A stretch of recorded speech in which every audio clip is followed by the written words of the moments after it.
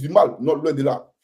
Alors, je vais vous présenter ici la vidéo de Sarah Messa. Voilà. J'ai présenté la vidéo de Sarah Messa et après, je vais poursuivre ma locution. Voilà. Comme il est de coutume.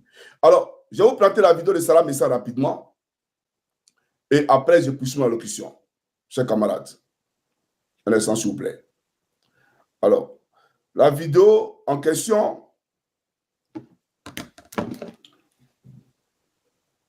Un instant. Voilà. Je n'ai pas transféré ça sur le vrai compte. D'accord? Donc, je vais chercher la vidéo, puis je vais vous la présenter rapidement. Voilà. Alors, la vidéo de Sarah Messa, pour vous. Voilà. Alors,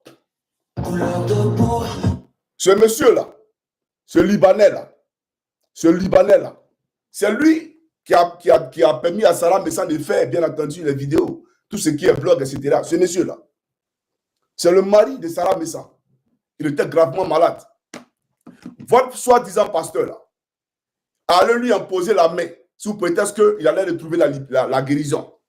Mais il est mort. Mais pendant sa maladie, pendant qu'il priait pour lui, il baisait sa femme. Un soi-disant pasteur, il baisait sa femme. Et cette Sarah Messa a attrapé ce dernier sur le lit en train de baiser Vital. Tu as baisé Vital.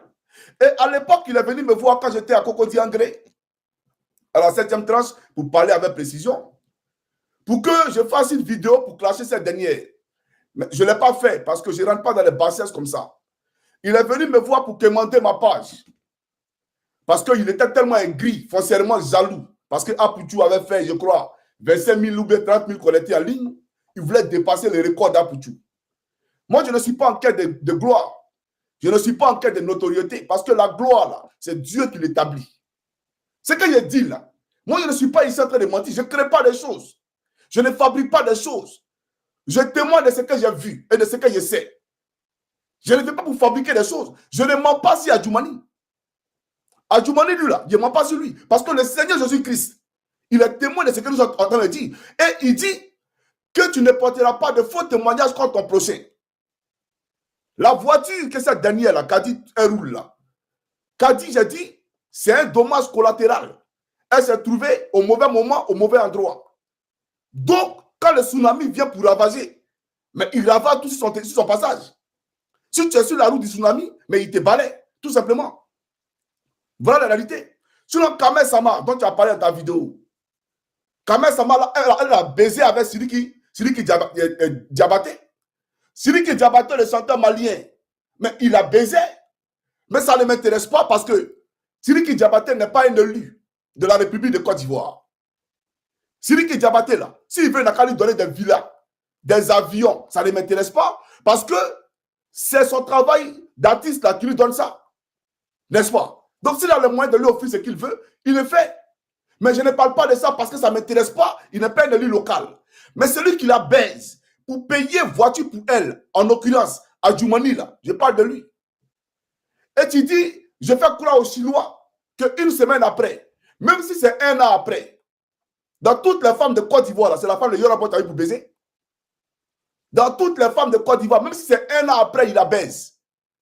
C'est la femme de Yoruba Djoumani a vu pour baiser. C'est un pervers narcissique. Il faut comprendre ça. C'est un pervers narcissique. Parce que ça veut dire que du vivant d'Arafat, tu fantasmais sur la fille. Tu fantasmais sur la fille. Un infidèle notoire.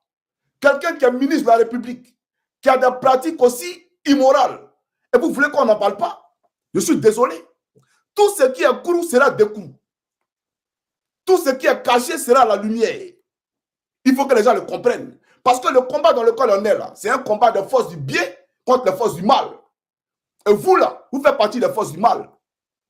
C'est ça la réalité. Donc je ne suis pas ici en train d'affabuler. Sinon, s'il banne comme Tamar Robert, il n'a qu'à venir saisir les autorités finlandaises. Parce qu'ici en Europe, là, il n'y a pas de corruption. On mène les vraies enquêtes. Ils vont vous faire sortir les papiers de la voiture avec le numéro de série de la voiture. La police finlandaise, là, ils vont faire ressortir ça et les Ivoiriens, pour une fois, auront la vérité. Vous pensez que vous pouvez tromper les gens? Venez en Europe ici, dites Johnny Pacheco a diffamé. Et puis on va voir qui dévouait Johnny là. Valide-le.